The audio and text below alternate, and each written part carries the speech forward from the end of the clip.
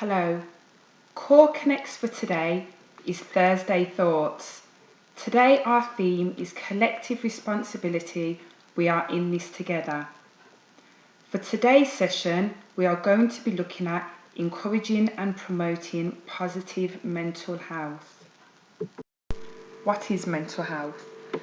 Mental health includes our emotional, psychological, and social well-being. It affects how we think, feel, and act. It also helps determine how we handle stress, relate to others, and make choices. Mental health is important at every stage of life, from childhood and adolescence through to adulthood. And during this time of lockdown, it is very important that we look after our mental health. This chart shows how Kaz is feeling at different points in the day. At certain points in the day, she has a high feeling of well-being. And then at other points during the day, she's feeling quite low. Can you think what might be causing her to have these fluctuations in her well-being?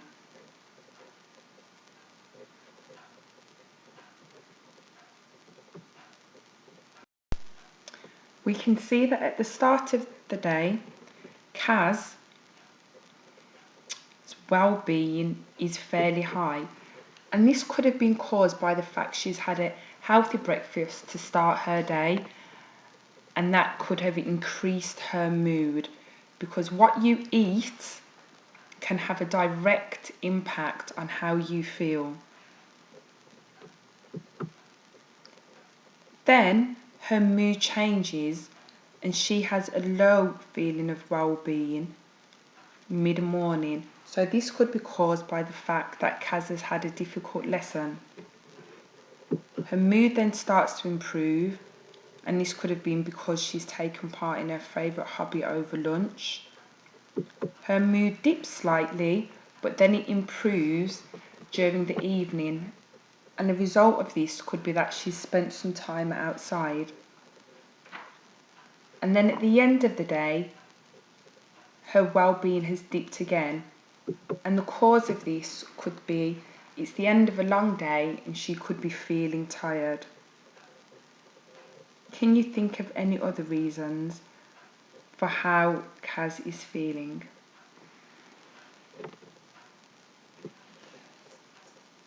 It is typical and expected for your mental health to fluctuate throughout the day or over several days.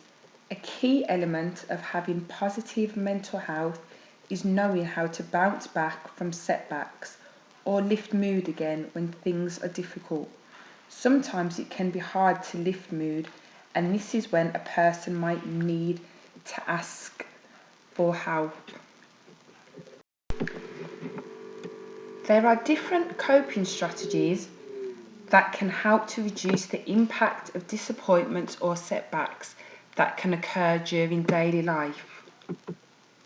Healthy coping strategies include activities such as journaling, listing positive qualities and experiences, or practicing gratitude. These can be regular habits which support a positive mindset. Asking questions such as how will this affect my life in a week, month, or year's time can help keeping things in perspective. Also, reframing disappointments and setbacks to create a more positive take on an event, and being proactive in resolving issues which are upsetting.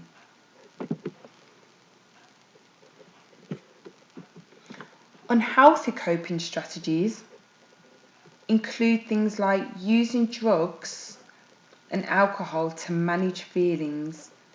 Shouting at, ganging up on, and manipulating others are aggressive strategies which are likely to have unintended, serious consequences.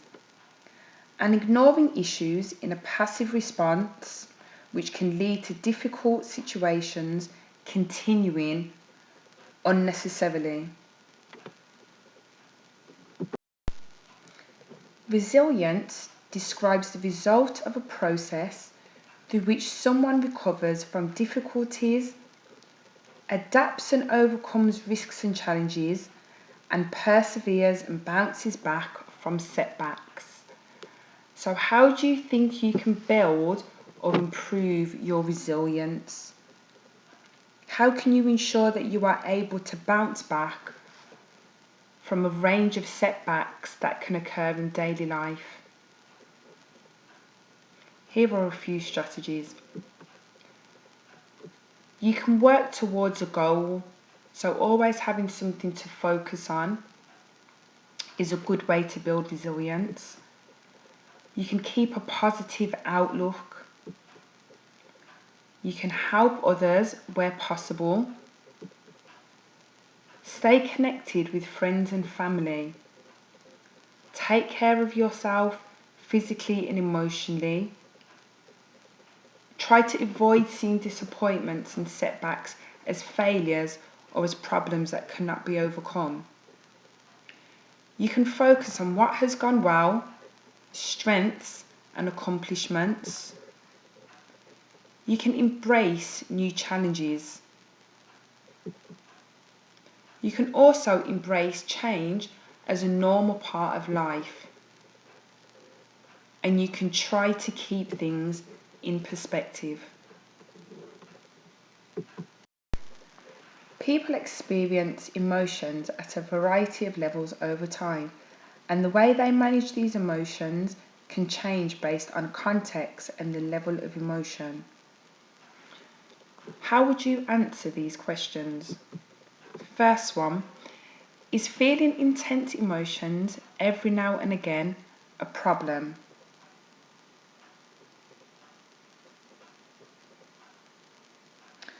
While feeling intense emotions every now and again is not necessarily a problem. For example, occasionally feeling furious for a good reason is not necessarily a problem and is quite normal. Second question, when might intense emotions become a problem?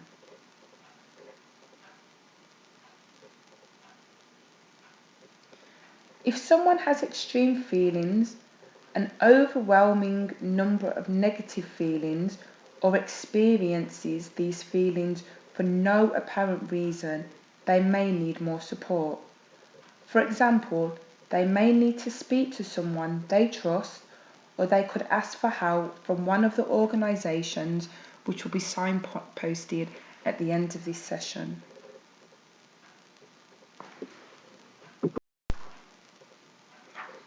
Here is a decision tree to illustrate the consequences of acting in different ways.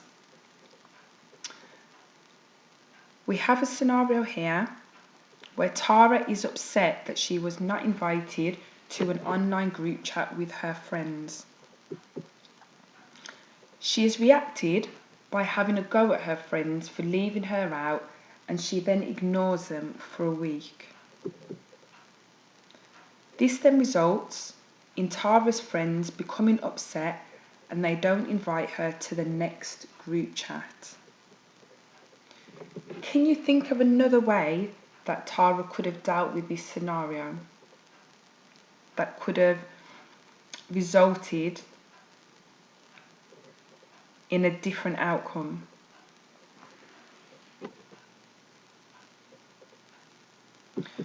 Well, Tara could have asked her friends to message her if they have another group chat, which then could have resulted in Tara having a great evening catching up with her friends online. So this just helps to demonstrate there are consequences of acting in different ways.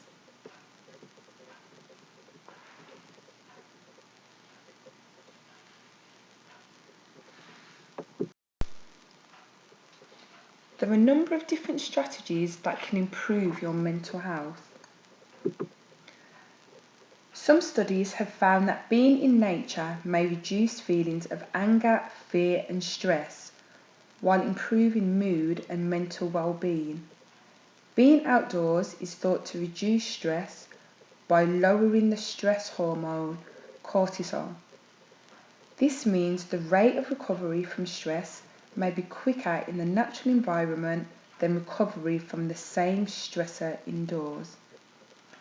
Aside from the benefits of spending time in nature or viewing scenes of nature on our well-being, taking time out of our days to go for a walk or activity gives overactive minds an opportunity to switch off.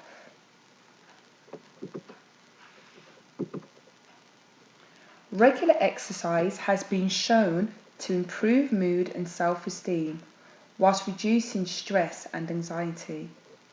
This is due to many factors, including the immediate impact of the endorphins released during exercise and the improvement in sleep quality following such activity.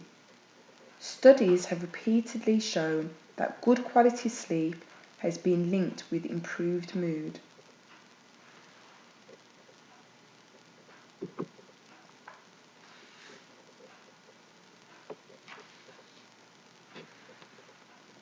Practicing mindfulness encourages us to focus on the present by paying attention to our thoughts, feelings, and body in a particular way.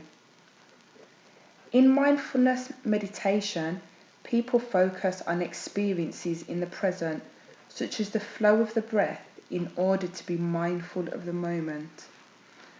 This trains them to acknowledge thoughts and emotions without judgment, which can be particularly helpful if someone experiences negative thinking loops. This can therefore lead to improvements in self-esteem and, by extension, resilience during times of difficulty.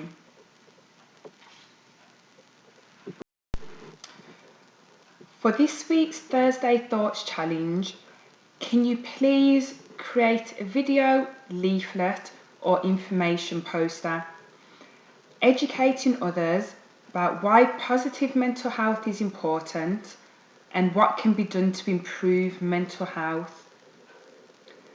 It could help the audience or reader to think about how negative thoughts can be changed into more positive thoughts, and also the impact that these thoughts can have on people's actions. Once you have completed your work, please upload it onto your Form Group's Teams group or email it in. We would love to share some of your fantastic work on our social media platforms.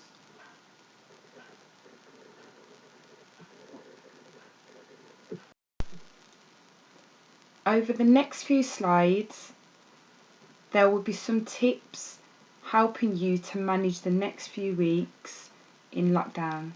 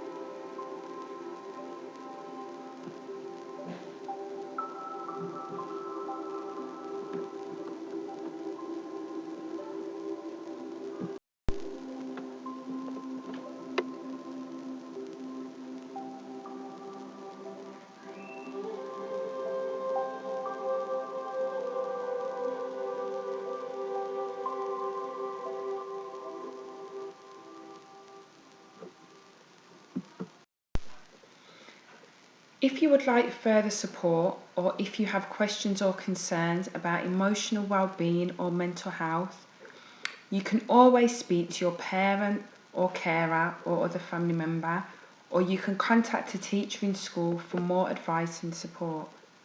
There are also lots of places to get advice about emotional well-being or to discuss feelings. There's Childline, Young Minds and Samaritans. And if you are ever in a crisis, text SHOUT to 85258. This brings us to the end of this week's Core Connects Thursday Thoughts. I do hope you have had chance to learn and reflect on why positive mental health is so important for yourself and for others. Please remember to upload your Thursday Thoughts challenge onto Teams or email to your form tutors. Thank you.